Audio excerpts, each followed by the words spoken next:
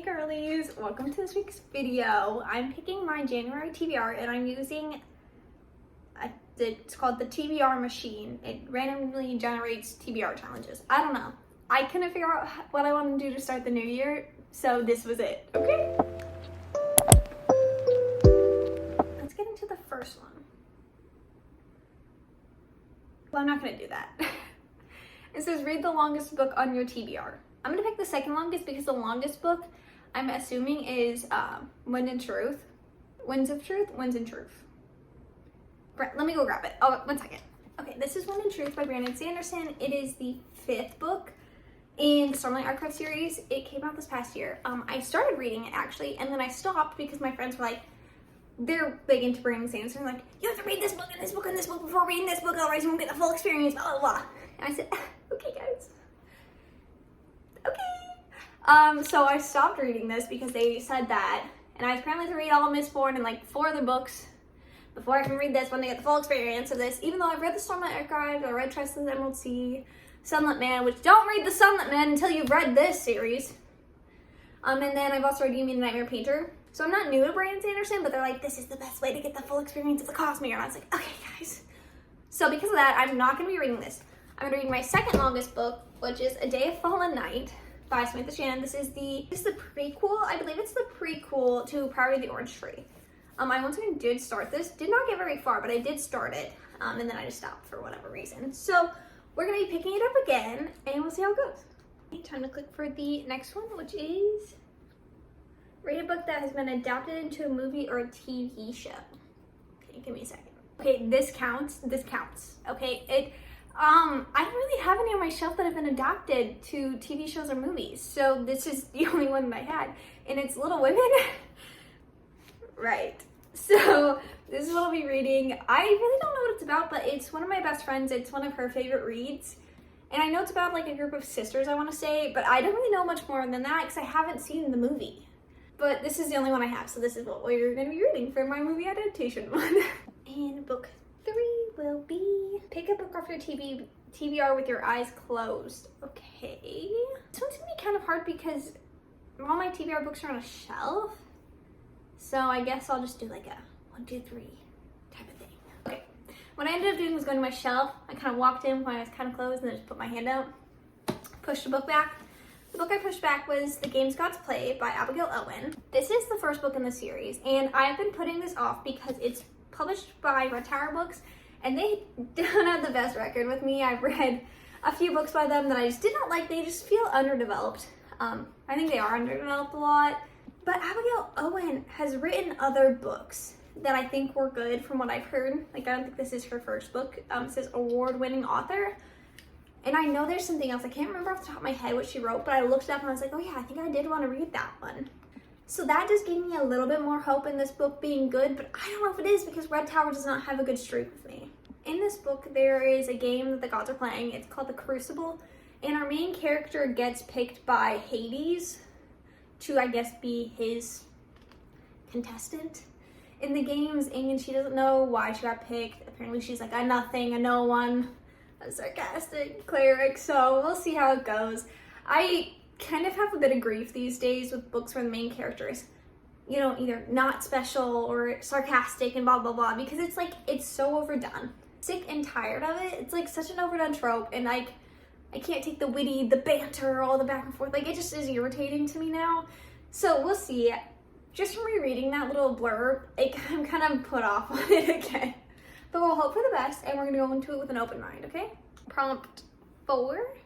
And the prompt is, read a book with a protagonist who is different from you, e.g. in gender, ethnicity, sexuality, ability.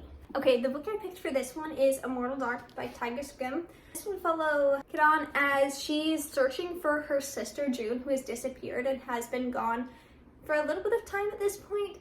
She's also enrolled in like a magical, not like magical university, but a university that's also filled with vampires. The story takes place in a world where there are vampires.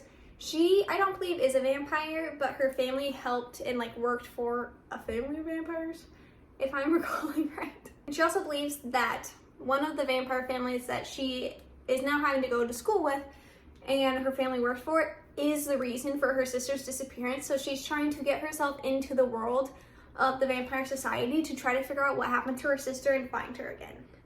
So excited about this one. It's got sprayed edges too. Book 5. Oh. I don't know if I want to do that. Okay. It says read a book set in a school or a university. Okay, this might kind of be a stretch, but if I recall right, our main character in this book is either she's a senior in high school, I believe, and applying for colleges. I think that's right. And the book is Firekeeper's Daughter. I got this a while ago. It actually is signed. I started reading it and got a bit into it, and then it ended up just being like not the right time for me to read this. I needed a little bit more upbeat of a book than what this one presented itself to be at the time. So I ended up putting this one down. I'm excited to re-pick it up. I honestly will probably start over. I remember like what's happened up to this point, but I feel like starting over is going to be for the best. And the little back blurb says, when tragedy strikes in your own home, when death and deception are around every corner, how far are you willing to go to fix what is broken? So we're on a Pulitzer Prize. I know there's a second book out for it, so I'll have to pick that up once I finish this one if I choose to. But I'm excited. I know it was good. It was just a little heavy for, you know, where I was mentally. So I'm glad to pick this up and have a reason to. Okay, number 6, I'm hoping it is. Okay, it's kind of easier, but also I don't know. It's read a book with a person on the cover. Let me cook. Okay, I'm back. The Night and the Moth by Rachel Gilling. I've read, right here actually, One Dark Window, Two Just Crown. I enjoyed them. I thought they were a really unique story with their unique magic system, and I've heard really good things about this book. So, this is what I'm reading for this month. I don't remember if there's anything crazy. Heard some things. I've seen some art from it, but I don't really know what's going on in the arts because I have not read the book, obviously. Okay, and it looks like in this book, Sybil's one of our main characters, and she's a diviner. She's a family who I guess can see visions and uses the visions to see the future. And she lives in a cathedral with a few of her, I guess, other diviner like sisters. And then one day a knight shows up, typical, and slowly the diviner her sisters slowly start disappearing one by one, and so Sybil has to go get help from the knight to figure out what's going on. And apparently he's a little bit of a heretic. At least in the book, in the world from what I've read. But they're both gonna work together to try to figure out what is happening to the other diviners and where they're going. And I'm excited. I like Rachel Gilling's writing, and I'm excited. And we'll do one more just for shits and gigs. You know what I mean? Read a book by your favorite author. Guys, I don't know who my favorite author is. Is that a red flag? I mean, my mind says Brandon Sanderson or John Gwynne, but I currently don't have any John Gwynne books that I can read because I need to read his Malice series, but I haven't gotten around to buying that yet. And I guess I could pick Mistborn by Brandon Sanderson. Okay, maybe that's what I'll do. I guess I'm picking Mistborn by Brandon Sanderson. Once a hero rose to save the world, he failed. Ever since, the world has been a wasteland of ash and mist controlled by the immortal emperor known as the Lord Ruler.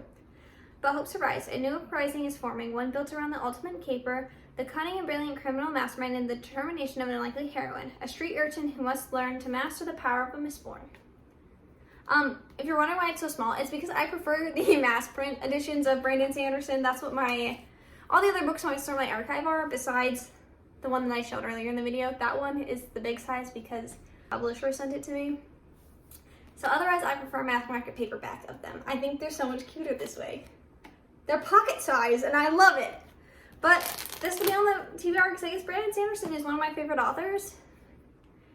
I don't know who else to pick. I mean, Rachel Gilling is here. I also really enjoy her work. Who else do I like? Love John Gwynne, but I don't have Malice, like I said earlier. N.K. Jemisin, but I don't have her other books. There's a lot of them that I could get into. I just don't have a lot of any of their backlogs because I've kind of been on a book buying ban and not buying books as much. Because I try to get through my physical TBR before I buy, and I have been just buying and not reading my physical TBR. Anyway, that's a whole different thing. Here's the first TBR of the year. This is going to set the tone if I'm going to be sticking to my physical TBR because I really didn't do that in 2025, for being honest. I read a lot of audiobooks, indie books from Libby and Hoopla. Big fan of those two. If you go get a library card if you don't have one. See if I'll stick to my physical TBR or not, because a lot of these have been on here since 2024. So, yeah. But thanks for watching the video. I will see you in the next one, and I hope you all have a lovely, lovely day. Okay, goodbye.